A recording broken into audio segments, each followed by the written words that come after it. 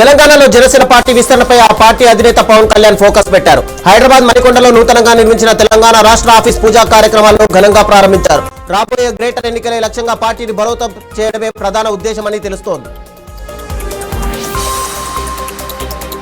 తిరుచానూరు శ్రీ పద్మావతి అమ్మవారిని కర్ణాటక సీఎం శివకుమార్ కుటుంబ సమేతంగా దర్శించుకున్నారు. ఆలయానికి చేరుకున్న ఆయనకు దేవస్థానం అధికారులు, అర్చకులు ఆలయ మర్యాదలతో ఘన స్వాగతం పలికారు. అమ్మవారి కుంకుమార్చన సేవలో పాల్గొన్న డీకే శివకుమార్ ప్రత్యేక పూజలు నిర్వహించి ఆశీర్వాదాలు పొందారు. అనంతరం ఆలయ అధికారులు ముఖ్యమంత్రికి అమ్మవారి ప్రసాదాలను అందజేసి సత్కరించారు. హిమాయత్ నగర్ లో జరిగిన రౌండ్ టేబుల్ సమావేశంలో టీపీసీసీ అధ్యక్షులు మహేష్ కుమార్ గౌడ్ ఎస్ఐఆర్ ప్రక్రియపై తీవ్ర వ్యాఖ్యలు చేశారు. ఓటు హక్కును పరిరక్షించాల్సిన ఎన్నికల సంఘం ప్రస్తుత ప్రజాస్వామ్య విలువలకు విరుద్ధంగా వ్యవహరిస్తోందని ఆయన ఆందోళన వ్యక్తం చేశారు. ఎన్నికల ప్రక్రియ పారదర్శకంగా, నిష్పక్షపాతంగా నిర్వహించాల్సిన అవసరం ఉందని డిమాండ్ చేశారు.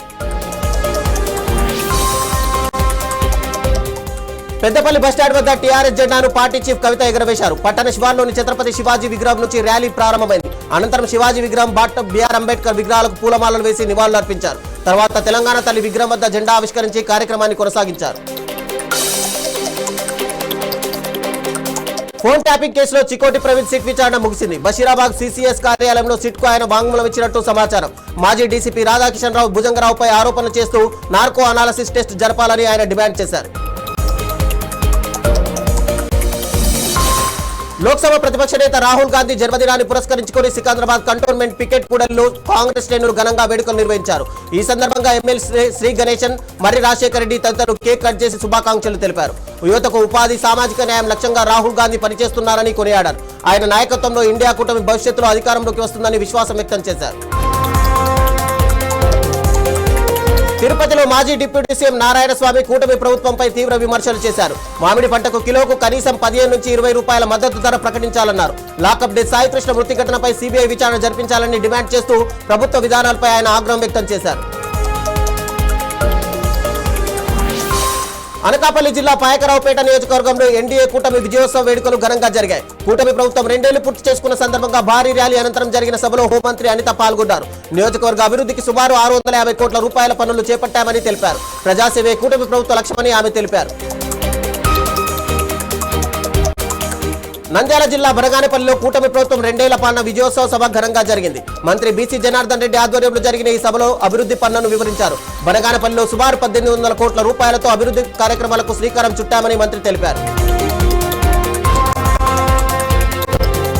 లోక్సభ ప్రతిపక్ష నాయకుడు రాహుల్ గాంధీ జన్మదినాన్ని పురస్కరించుకుని హైదరాబాద్ లోని ముషిరాబాద్ నియోజకవర్గంలో సేవా కార్యక్రమం నిర్వహించారు. బాగ్లింగంపల్లిలోని సెయింట్ గాబ్రియల్ స్కూల్లో విద్యార్థులకు నోట్బుక్స్, షూస్ పంపిణీ చేశారు. ఈ కార్యక్రమంలో తెలంగాణ రాష్ట్ర రైతు కమిషన్ చైర్మన్ కోదండరెడ్డి పాల్గొని చిన్నారులకు స్వయంగా షూస్ తొడిగారు. నంద్యాల జిల్లాలో ప్రజా సమస్యల పరిష్కారానికి అధికారులు వినూత్న కార్యక్రమాన్ని చేపట్టారు. ఆత్మకూరు పట్టణంలో నిర్వహించిన 1 month 4 విజిట్ ప్రజావేదికలో జిల్లా కలెక్టర్, జాయింట్ కలెక్టర్, ఎస్పీతో పాటు ఎమ్మెల్యే పాల్గొన్నారు. ప్రజల నుంచి స్వయంగా వినతులు స్వీకరించిన అధికారులు సమస్యలను వెంటనే పరిష్కరించాలని అక్కడికక్కడే ఆదేశాలు జారీ చేశారు. పల్నాడు జిల్లాలో విషాదం నెలకొంది. వినుకొండ మండలం పిడుగుపడిన ఘటనలో యువకుడు మృతి చెందగా మరో 3 గాయాలయ్యాయి. పెంకుపాలెం గ్రామంలో ఉరుములు మెరుపులతో కూడిన వర్షం సమయంలో ఈ దుర్ఘటన జరిగింది. గాయపడిన వారిని ఆసుపత్రికి తరలించారు. ఘటనకు సంబంధించిన పూర్తి వివరాలు ఇంకా తెలియాల్సి ఉంది.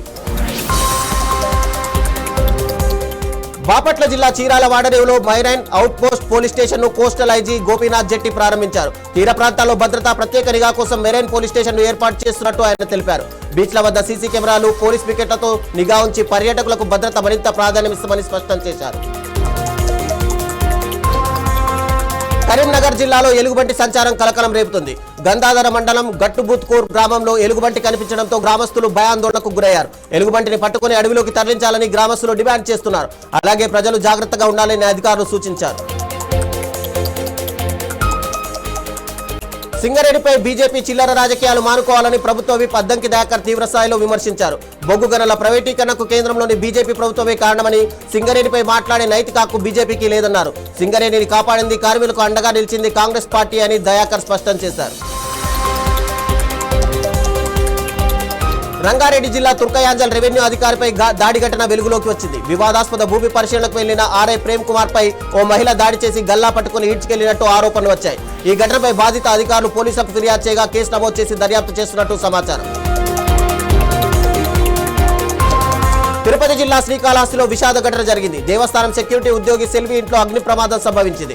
కూతురు పెళ్లి కోసం దాచిన నగదు, బంగారం సహా విలువైన వస్తువులు పూర్తిగా అగ్నికి ఆహుతయ్యాయి. షార్ట్ సర్క్యూట్ కారణంగా జరిగిన ఈ ఘటనపై అగ్నిమాపక సిబ్బంది మంటలను అదుపులోకి తెచ్చారు.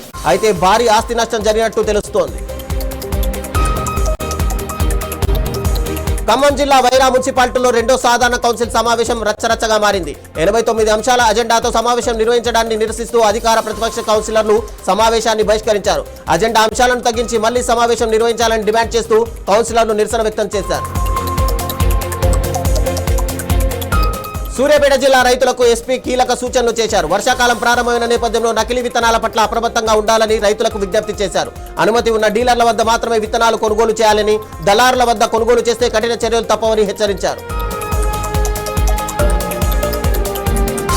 సంగారెడ్డి జిల్లా పటాన్చెరు ప్రభుత్వ ఏరియా హాస్పిటల్లో రోగులు తీవ్ర ఇబ్బందులు ఎదుర్కొన్నారు. విద్యుత్ సరఫరా నిలిచిపోవడంతో జనరేటర్ కూడా పనిచేయకపోవడంతో పరిస్థితి మరింత దారుణంగా మారింది.